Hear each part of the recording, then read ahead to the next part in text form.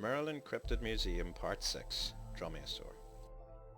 1912, the Royal Institute for Paleontological Research received news of a unique find in the Verkhayansk Range, eastern Siberia. The letter did not state what the find was, yet it intrigued the Russian-born head of the department, Alexei Zhukovsky, who was planning a trip to Russia that spring to visit colleagues. The find came with a price tag, and upon replying to the sender, he assured that payment would be made in full if the find was as rare as purported. When he reached Siberia, he found out that there was competition for the find. As letters had been sent to a number of scientific bodies, intrigued further by this news, he put together a team of scientists and travelled to Lena, where they met a group of locals who would take them to the site of the auspicious find.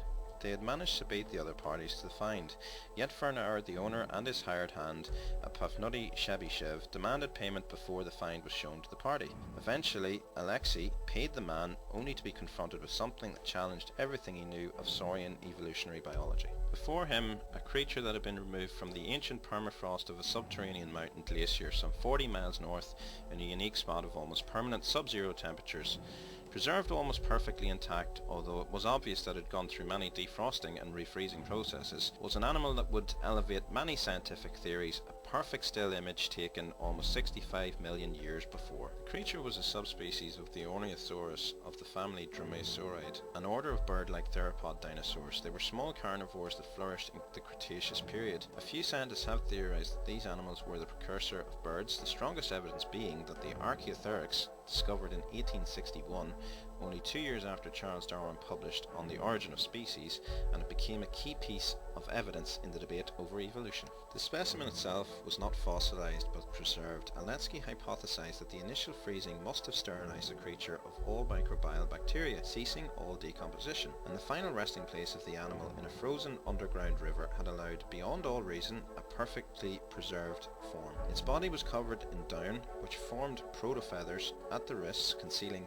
3-fingered digits tipped with razor-sharp claws. Nearly every feature of the animal was intact, from eyes to the pigmentation in its skin. Dull reds and browns accented the tiny creature, the evolutionary missing link between the dinosaur and the bird. The find was taken back to England and a post-mortem was carried out. The creature's stomach and digestive tract still contained its last meal, and it was found to contain high levels of salt. Once Alexei had time to analyse the animal, he surmised that for an animal to be so well preserved after such a long time, it must have remained in a vacuum-like state. The salt was attributed to seawater, yet the unique conditions in which the animal had existed was never fully understood. To secure the stability of its fragile body, it was injected with various preservatives and given pride of place in the lobby of the Institute for Scientific Discourse. He remained there for a few months until the story of the plateau in South America became headline news. Alexei was invited to see similar specimens brought back from this place that time forgot. Many now believe that the Ornithosaur had actually originated from the plateau and not a subterranean glacier, yet how it managed to end up in Siberia was never explained. The story and the specimen remain a mystery and disappeared into the annals of time. Hidden in the storage facility of the Institute, returned to the crate it was originally shipped in, along with the original customs and excise forms, a handful of illustrations and photos, and the various detritus that was attached to it once defrosted. 100 years later, Mongolia will be the site of hundreds more fossilized dromaeosaurs and other feathered dinosaurs, the final missing pages in the development of flight.